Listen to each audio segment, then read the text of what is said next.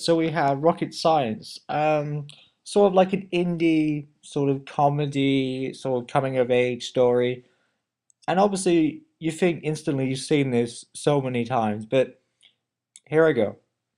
I have to say that this film is really weird. Now, sometimes really weird can work good, it can work badly, it can work really mediocrely and or really really mediocrely, I mean say. But here's the thing with Rocket Science. It's boring the first half. The second half, it's a lot better. I mean, I think the second half is really, really good. And then it just ends. And what? And I just sat there watching it, and I couldn't believe it just ended. I mean, it was getting so good, and all of a sudden, nope, not interested anymore. Sorry, nope, gone, bye. And I just don't understand how there's this film like this. And clearly, obviously, the director has a passion for it and they care. And obviously, I got that more in the second half. But the first half is just so boring. Nothing hardly happens. It's got no style or substance to it. It all just kind of plods along like some slow tractor. And it doesn't do anything. And the second half, for some reason, all of a sudden, it like wakes up and it starts doing stuff and it starts getting in pace and it starts having all this cool music. And I loved that second half. And then just the ending was just so bland. It just all the ending is. And sorry to people who really want to see this movie and I've spoiled it, but hey, here's the ending. If you're so compelled, because it's really not that great. Um, Basically, what happens is he says about life's hard, and he gets picked up by like a neighbor or some guy who knows him or something like that. And then they're saying like, "Oh well, you should just be proud of the stuff you got in life, you know?" He's like, "Yeah, I guess I should." And then they drive off, and that's the end, practically. And he's just saying about how life's so hard and don't know if he'll make it, but then, yeah. That's it. That's the ending. And what's really weird is that when he was getting really good, it felt like another film was going to come on. Like, this next half. Like, because the first half is a completely different film to the second half. Because the first half, nothing happens really, so boring. I mean, you could easily just fall asleep through it. It was just so uninteresting, so boring, and I mean, I wouldn't say terrible, but just not that great at the beginning. Now, I have seen reviews of the movie on the internet, and people can say what they say, but I have to say I disagree with the performance. People have said it being terrible. I think he's really good, and actually, the guy who plays his part is the guy in Ceremony, and he's what's his name's friend, the guy from Art of Getting By who goes out with Emma Roberts. I'm trying to remember his name. Um, but he's in this movie. Marshall, the guy who plays Marshall in Ceremony, he's really good in Ceremony. I sort of saw that after seeing this movie that, oh yeah, it is Marshall when you think about it. He's really great. And the biggest problem with this film is it underutilizes him. It doesn't take full advantage of taking his performance and sort of making it more. It yeah, well, we got that, who cares? That's all it is. And I can't believe they did that. And, you know, you know, I, I'm all for things being different and new and, it's not a bad film. It's just disappointing that it could have been so much more.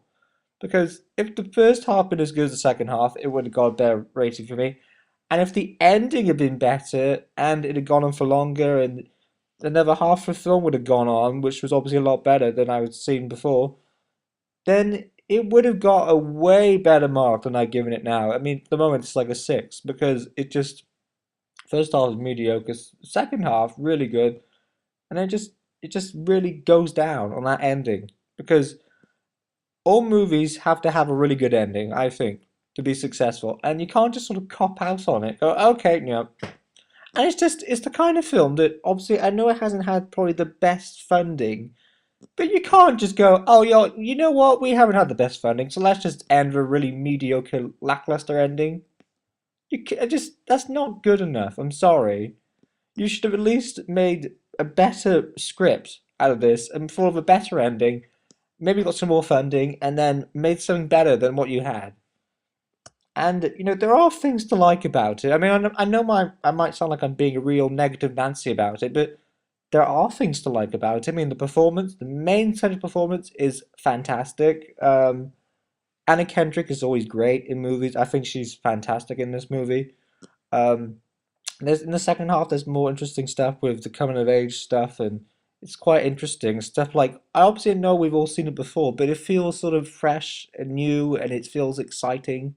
And I do think that there's stuff going on that I like and I haven't seen before in films.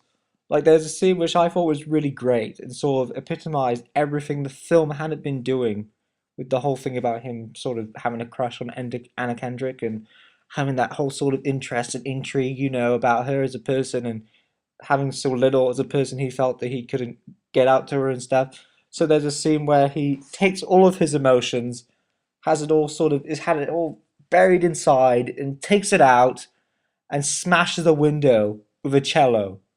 And I just think that scene was so great.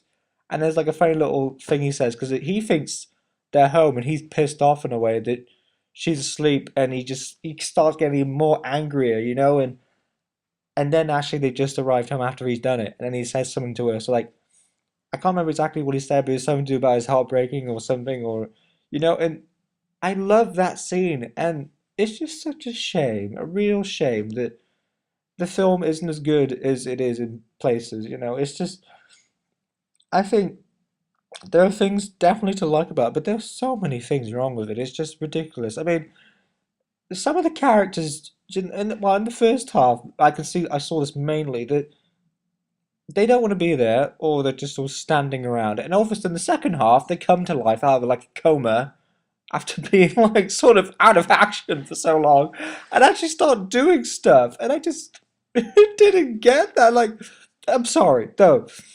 I know obviously there's a maybe a sort of line we can draw that things can be different, fresh, and new, or weird and cool, but this is not any of those.